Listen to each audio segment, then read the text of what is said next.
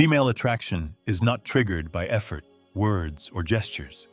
It's triggered by a specific mental state you project consistently. Women don't respond to what you do once. They respond to who you are being all the time, a state her instinctive brain detects in seconds and reacts to without her understanding why. In this video, I'll break down the exact mental trick that makes a woman stop seeing you as just nice or interesting and start reading you as a seductive man. This trick is not a single move. It's a system made of 6 psychological components, each one unlocking the next. Miss one, and the whole thing collapses. Master them in order, and her perception of you changes automatically. And if you're truly ready to change your life, write in the comments, "I'm ready to change." Because once you make that decision, everything shifts. Let's break it down. This first component is simple to understand, but most men completely miss it. Attraction doesn't begin with what you say or do. It begins with how you mentally position yourself the moment you enter an interaction. There are only 2 positions a man can occupy in a woman's mind: the man who is seeking approval and the man who is evaluating whether something is worth his time. Most men walk into conversations hoping to be accepted. They want to be liked. They want to impress.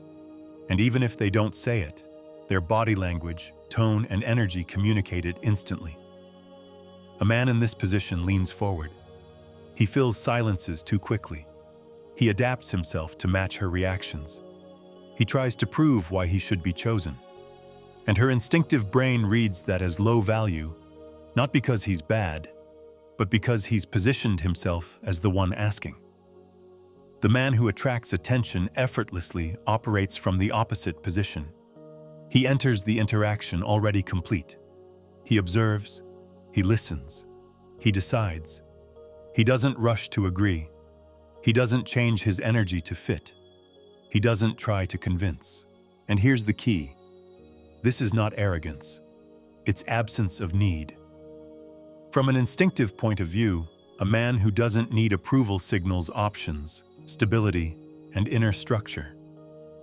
For thousands of years, that positioning has been associated with leadership and security. That instinct hasn't disappeared. This is why 2 men can say the same words, but be perceived completely differently. Now let's make it practical. When you're talking to her, don't rush to fill every silence. Silence is only uncomfortable for the man who needs validation. For you, it's just space. When she shares an opinion, don't immediately agree to keep things smooth. Take a second. Respond from your own judgment, not from the desire to please. And when the interaction ends, don't stretch it artificially. End it when you decide it's time to end it, not when you run out of things to say. That control of positioning changes everything. You stop being read as someone trying to fit in. You start being read as a source of value. And once that shift happens, the environment subtly reorganizes around you. This first component sets the foundation. Without it, none of the next ones work. This second component explains why some men stay in a woman's thoughts long after an interaction ends, while others are forgotten the moment they leave. Attraction doesn't grow when everything is clear. It grows when something remains unresolved. Machiavelli would warn you of this. The man who reveals everything too quickly gives up his advantage. Power is never in full exposure. It's in controlled revelation. Most men believe clarity creates connection. They think explaining their intentions early, being fully transparent, and showing interest clearly will make things easier. What it actually creates is closure, and closure relaxes the mind. A relaxed mind stops searching, but the instinctive brain doesn't bond through comfort alone. It bonds through expectation. When you give answers that are too complete, you close the loop too fast. Her mind stops working, and when her mind stops working, her attention fades. Now imagine 2 different interactions. In the first one, you explain everything: your interest, your intentions, your thoughts. She knows exactly where she stands. There's nothing left to interpret. In the second one, you speak with confidence, but not excess. You respond, but you don't over-explain. You let pauses exist. You allow moments where she has to interpret instead of being told. That second interaction doesn't end when you walk away. It continues inside her. She replays a sentence. She remembers a look. She wonders what you meant by that pause. And every time her mind returns to you, the connection deepens. Machiavelli would whisper this quietly. What remains partially hidden gains more power than what is fully exposed. This is not about being vague or evasive. It's about saying enough to awaken curiosity, not enough to satisfy it. Here's another concrete example. You're talking late in the evening. She asks you a personal question. Most men rush to answer fully, to be understood, to be approved. Instead, you answer honestly, but selectively. You give the core, not the entire story. You leave a door slightly open. She feels that there is more beneath the surface, and the mind always wants to explore what feels layered. This cognitive tension is subtle, but powerful. It keeps the interaction alive even in absence. It creates continuity without effort. If the first component positions you as the man who chooses, this second component makes her mentally lean toward you without realizing it. And once her mind starts leaning, the next question becomes inevitable. Can you stay centered when tension appears? That's where the third component begins. This third component is where perception truly shifts. Anyone can appear confident when everything is smooth. What separates men is what happens the moment tension enters the room. A pause, a remark, a test, an unexpected silence. This is where the instinctive brain starts paying close attention. Machiavelli would remind you of this quietly. Power is revealed under pressure, never in comfort. Most men lose their footing the moment the atmosphere changes. They feel the tension and rush to fix it. They explain too much. They laugh at the wrong moment. They change their tone to ease discomfort. Without realizing it, they communicate anxiety. And anxiety is read as loss of control. Emotional mastery is not coldness. It is stability when the environment tries to move you. Picture a conversation where she suddenly goes quiet. Many men panic. They rush to fill the space, they ask questions, they try to bring the energy back. But silence is not a problem. It's information. And the man who can stay grounded inside it signals depth. Or imagine a subtle provocation, a sideways comment, a playful challenge. The common reaction is to defend, justify, or prove. But the man who pauses, breathes, and responds calmly, without urgency, shows something far more important than wit. He shows self-command. Machiavelli would advise you here without mercy. The man who cannot govern himself will never be trusted to govern anything else. This is why emotional mastery is read as leadership, not moral leadership, biological leadership, the kind associated with protection, direction, and composure. Another image. You're in a social setting. Someone interrupts you or disagrees publicly. Many men either escalate emotionally or retreat completely. The man who stays centered, finishes his thought calmly, and holds his ground without tension changes the entire dynamic. Others adjust. The room recalibrates. That recalibration is not logical, it's instinctive. When she sees that tension does not pull you out of yourself, something settles inside her. Not excitement, not drama, trust. And trust is what allows attention to deepen. This component does something precise. It tells her, without words, that you are not reactive, that you don't collapse under pressure, that your internal state is not dependent on external approval. And once that is established, another question emerges naturally in her mind. If he can stay centered, does he also set the pace? That's where the next component takes over. This fourth component is subtle, but it restructures everything. Most men believe attraction grows through presence. more messages, more availability, more time together. They assume that staying close keeps interest alive. What they don't see is that attraction doesn't respond to proximity alone. It responds to structure, and structure is created by rhythm. Machiavelli would advise you quietly here: whoever controls timing controls perception. Rhythm is not about speed. It's about who decides when things begin, when they deepen, and when they end. In most interactions, men surrender this control without realizing it. They reply the moment a message arrives. They stretch conversations until silence kills them. They stay longer than the moment deserves because they fear losing momentum. That fear leaks. The man who understands rhythm behaves differently, not deliberately, not manipulatively, but because his life already has movement. Picture a conversation in person. The energy is good. She's engaged. The exchange flows. Most men stay until the spark slowly fades, until words become filler, until the moment exhausts itself. The man who controls rhythm leaves while the interaction is still alive. He doesn't announce it dramatically. He doesn't justify it. He simply senses the peak and exits. That ending becomes the strongest part of the interaction. Her mind doesn't remember how long you stayed. It remembers how you left. Now picture messaging. She sends a message. You see it. But you're in the middle of something meaningful. You respond later, not to create distance, not to appear busy, but because your attention is not immediately available. That delay communicates something without words. Your time already has direction. Machiavelli would recognize this instantly. A man who is always available signals that nothing else claims him. Another image. She suggests meeting. Sometimes you accept. Sometimes you don't.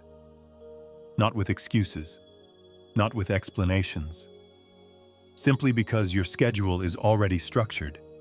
Your life already has commitments. That refusal doesn't create rejection. It creates recalibration. She adjusts.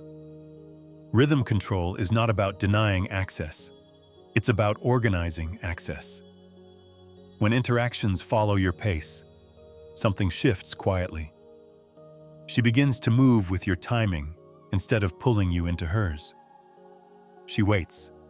She anticipates. She adapts. And adaptation is the beginning of investment. Most men confuse rhythm with distance. They think pulling away is the answer. It's not. Chaos repels just as much as neediness. What attracts is consistency of pace. You show up, you engage fully, and you step back when the moment is complete. No clinging, no vanishing. Machiavelli would frame it this way: power is not in absence or presence, but in knowing when each is required. Another scenario. You're together socially. The group energy shifts. A moment of intensity passes. Many men scramble to bring it back. They talk more. They try harder. The man who controls rhythm lets the moment settle. He doesn't fight the natural flow. He allows silence. He allows transition. That composure communicates authority. Rhythm control also applies internally.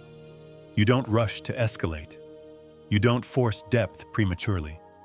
You let things unfold at a pace that feels grounded. This prevents collapse later. Attraction that grows too fast often burns out just as quickly. When your rhythm is stable, interactions feel safe without becoming dull, alive without becoming chaotic. This component does something precise.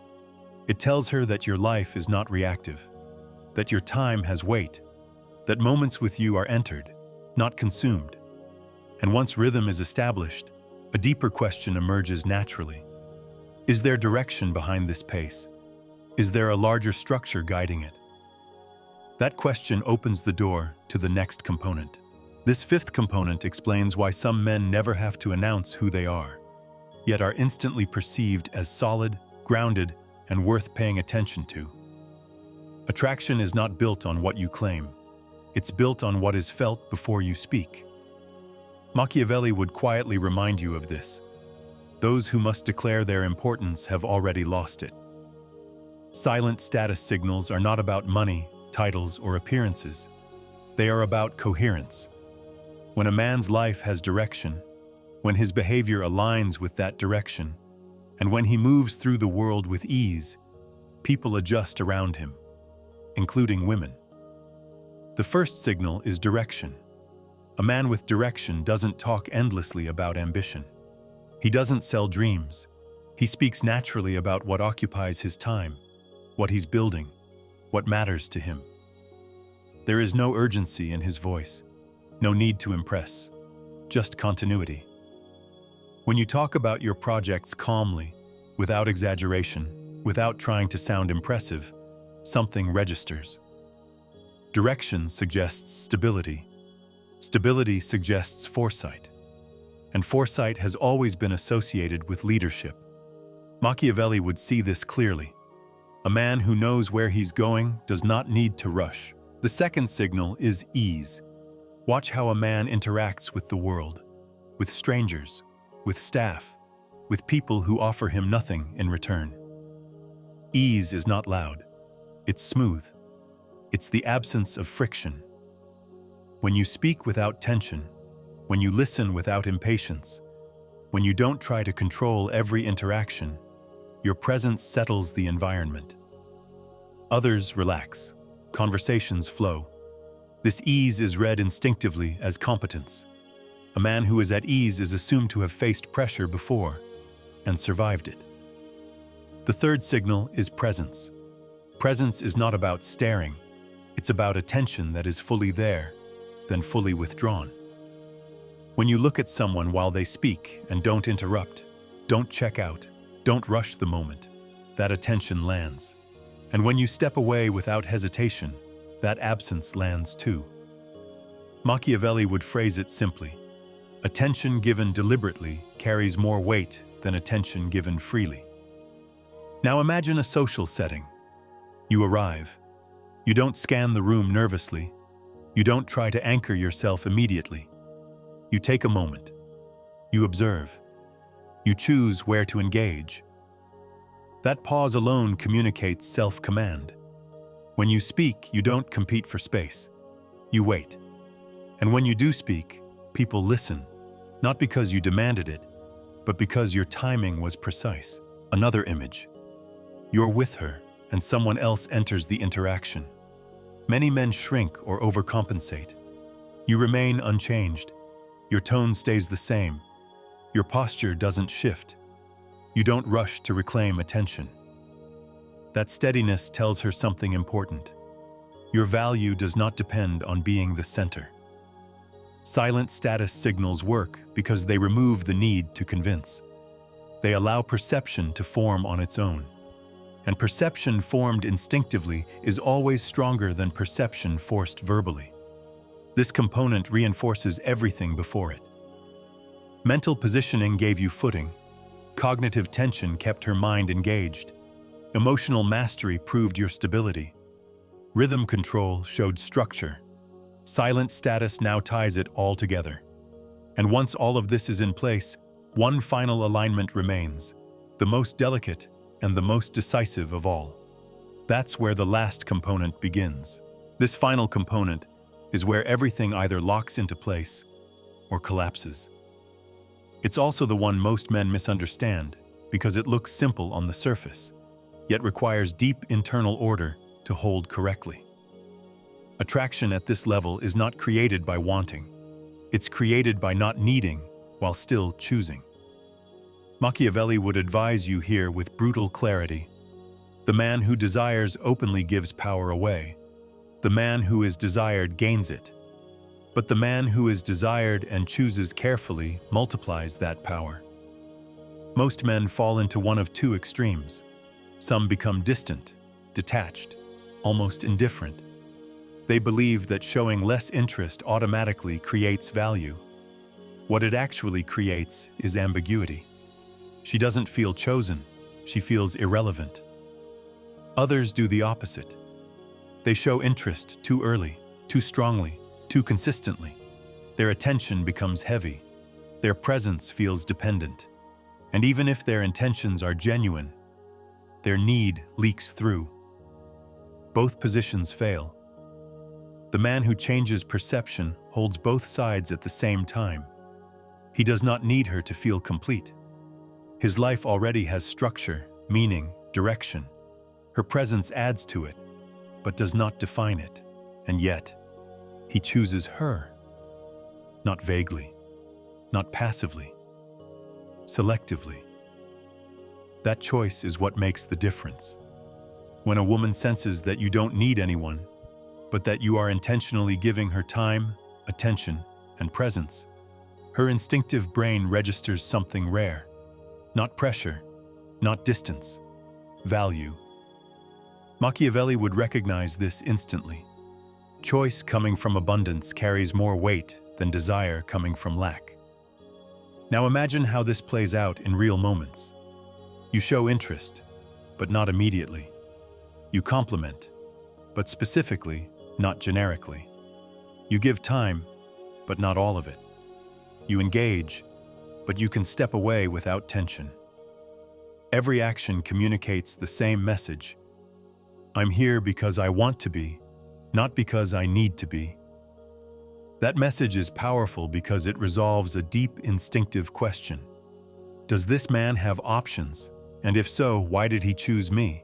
That question activates multiple layers at once. Value, selectivity, recognition, security. This is why this component only works if the others are already in place. Without mental positioning, it looks like arrogance.